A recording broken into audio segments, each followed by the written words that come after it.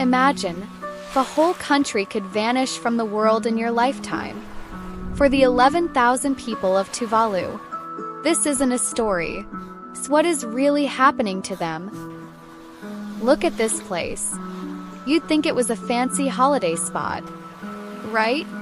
Like a picture from a perfect island. But this is not a resort.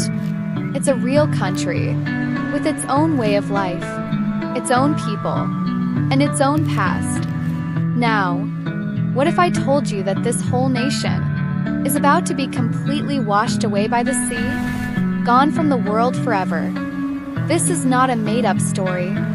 This is the unbelievable and very sad story of Tuvalu.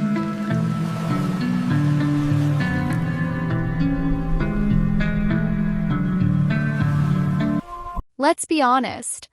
Have you ever heard of Tuvalu? Most people have not. And that is a big part of the problem. It's a small group of islands in the middle of the Pacific Ocean, located halfway between Hawaii and Australia. You could fit the whole country into one small corner of a big city. But here's the thing that defines everything about their existence. Get this. The highest point in the entire country is just 15 feet, or about 4.6 meters above sea level. For context, that's barely taller than a professional basketball hoop. Most of the country is just a few feet above the waves. For them, the ocean has always been a provider, but now it's becoming a predator. So what's the real threat? It's not some invading army. The enemy is the ocean itself, and it's being made more powerful by a problem the entire world is responsible for: climate change. As our planet heats up, the seas get higher, and in Tuvalu, that leads to something like a bad dream. Imagine this: the water doesn't just crash in from the coast. During the worst tides, it actually bubbles up from beneath your feet. Salt water just soaks up through the land, poisoning the fresh water they need to drink, and killing the crops they need to eat. Think about that for a second.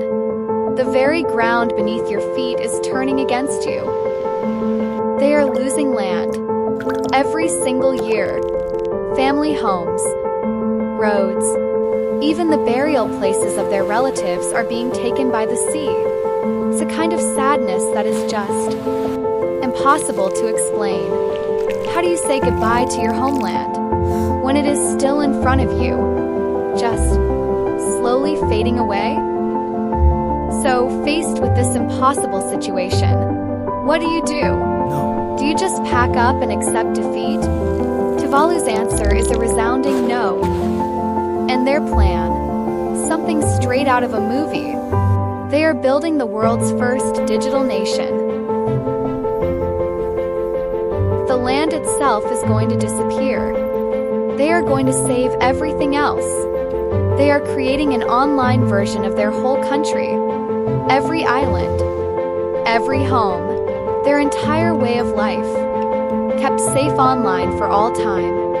The idea is that their government could still operate. Their culture could be taught to the next generation, and their spirit as a nation could survive, even if their physical home disappears.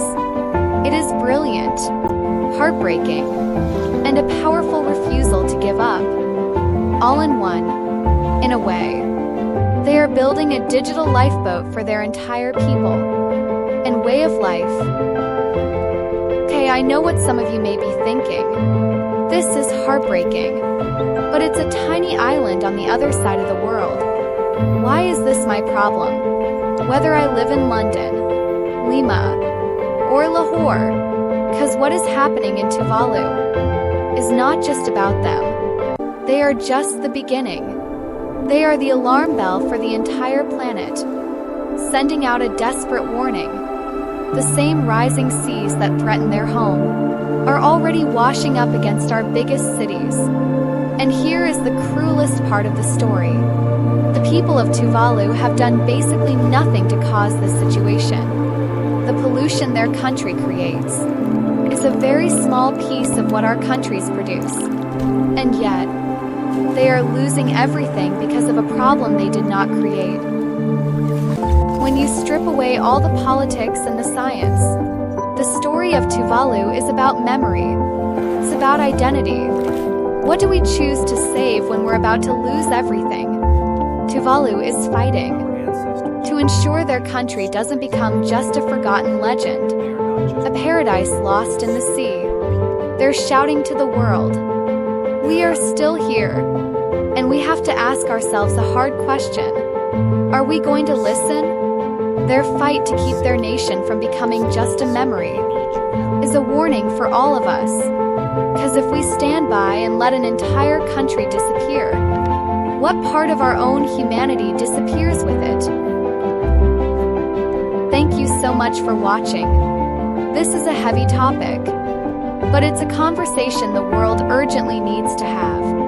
I genuinely love to hear your thoughts, so please share them in the comments below.